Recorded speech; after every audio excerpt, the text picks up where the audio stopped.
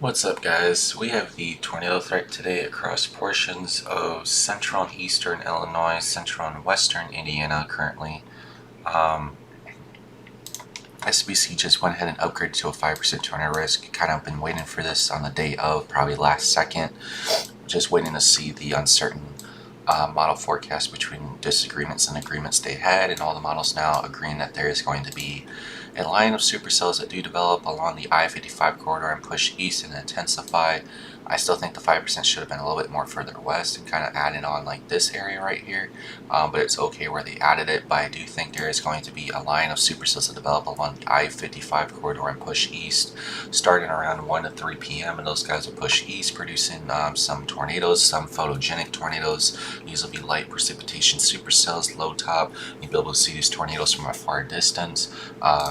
Can't rule out the chance of even the EF2 tornadoes possible today. So that's the concern today, is that there's going to be tornadoes in December again. There's even a chance this could be locally higher based on temperatures and dew points increasing a little bit higher than what the current forecast models are actually showing. So that's the possibility there. My guess is I'm probably going to be sitting somewhere near Bloomington at this point and waiting for tornadic storms to develop.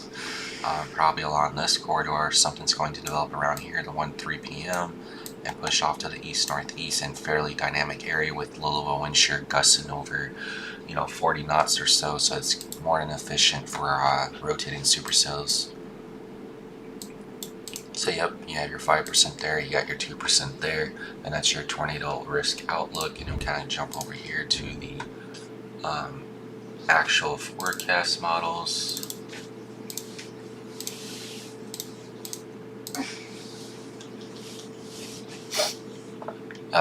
You can see the HER model here has your higher tornado probabilities there going across portions of central and eastern Illinois starting as early as 11 a.m. or noon. And that's just a HER model. We backtracked to 06Z last night. You can see each run here has increased in potential. Here at STP, significant tornado perimeters, and now the 12Z. SPC went ahead and upgraded the tornado risk across Illinois going into Indiana now. So this is based on dew points and temperatures rising and overperforming already this morning by 2 or 3 degrees. And this is the 12Z. Yeah, this is the 12Z now. HER model. You can see that there's an arc of supercells here developed there along the I-55 corridor and push east all the way into the far south suburbs of Chicago, and those guys push off to the east. See, those are fairly decent rotating supercells there. 1, 2, 3, 4, 5, 6, 7. There's probably at least 8 supercells lined out, embedded in this line that can be rotating. and then pushing off to the east into the fairly overnight hours as well. Moving pretty fast at this point as they get going.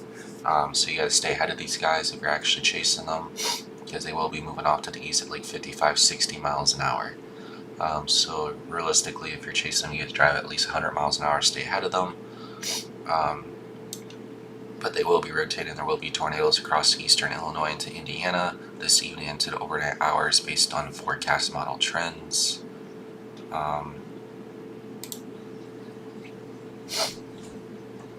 Here's your surface-based CAPE. CAPE is a lot higher than what the forecast models were showing earlier last night. Efficient fuel to the storms and stability and heat. And here's your helicity tracks.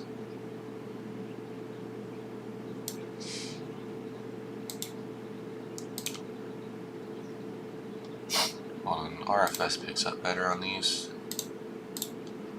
Here's RFS showing the helicity tracks this morning with the hailstone, hailers along the I-80 corridor, elevated storms, and you got the rotating storms to the south. With those helicity tracks will be the tornadic supercells later on this afternoon and evening across the region area. So, yep, you get a bombing cyclone in the middle of December. You'll have blizzard warnings to the north, and you'll have a tornado threat to the south. And look at this, you have a tornado, you have a winter storm watch overlapping tornado probabilities today. Tornadoes and a winter storm watch in the same county today. Pretty rare actually to get that all the time. And then the distance between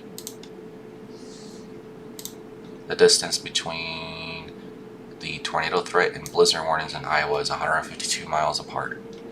So, like I said, very strongly dynamic system coming through. You got the tornado threat to the south, you got blizzard warnings and winter storm warnings to the north. It'll be a very interesting day. Stay tuned.